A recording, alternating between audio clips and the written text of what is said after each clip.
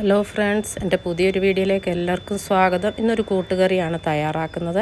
അതിനുവേണ്ടി ഒരു ഏത്തക്കയും ഒരു വലിയ കഷ്ണം ചേനയും കഷ്ണങ്ങളാക്കി വെച്ചിട്ടുണ്ട്.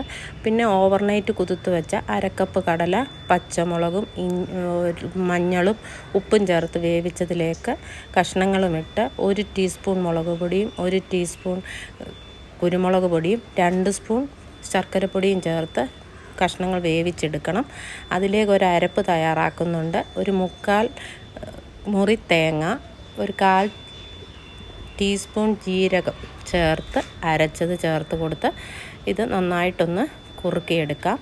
ഈ കൂട്ടുകറി തയ്യാറാക്കാൻ വളരെ എളുപ്പമാണ്. ഓണസദ്യയിലെയൊക്കെ പ്രധാനപ്പെട്ട ഒരു വിഭവമാണ് ഈ കൂട്ടുകറി. ഇനി ഇതിലേക്ക് നമുക്കൊന്ന് വറുത്തിടേണ്ടതുണ്ട്.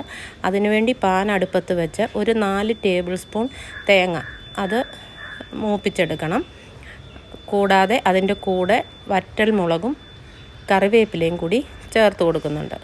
തേങ്ങയൊക്കെ ലോ ഫ്ലെയിമിലിട്ട് നന്നായിട്ടൊന്ന് മൂത്ത് വരുമ്പോൾ അതിലേക്ക് നമ്മൾ എടുത്ത് വെച്ചിരിക്കുന്ന കറിവേപ്പിലയും വറ്റൽ മുളകും ചേർത്ത് കൊടുക്കണം. തേങ്ങ മൂത്തതിന് ശേഷം ഞാൻ അതിലേക്ക് ഒരു 1/4 ടീസ്പൂൺ മുളക് പൊടിയും 1/4 ടീസ്പൂൺ കുരുമുളക് പൊടി കൂടി ചേർത്ത് കൊടുക്കുന്നുണ്ട്.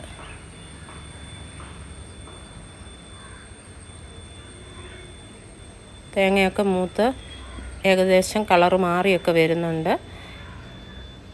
അതിലേക്ക് വറ്റൽമുളകും കറിവേപ്പിലയും ചേർത്ത് കൊടുക്കാം. അതിനുശേഷം മുളക് പൊടിയും കുരുമുളക് പൊടിയും കൂടി ഇട്ട് മൂപ്പിച്ചത് നമ്മൾ വേവിച്ച് വെച്ചിരിക്കുന്ന കൂട്ടിലേക്ക് ചേർത്ത് ഒന്നുകൂടി ഒന്ന് കുറുക്കിയെടുക്കണം. ഒരു പ്രാവശ്യമെങ്കിലും നിങ്ങളിങ്ങനെ ഉണ്ടാക്കി നോക്കണം. നല്ല ടേസ്റ്റിയായ കൂട്ടുകറിയാണ്. ഇഷ്ടപ്പെട്ടെങ്കിൽ ലൈക്ക് ചെയ്യാനും ഷെയർ ചെയ്യാനും സബ്സ്ക്രൈബ് ചെയ്യാനും മടിക്കരുത്. ഇനി ഒരു പുതിയ വീഡിയോയുമായി വരും വരെയും ബൈ ബൈ.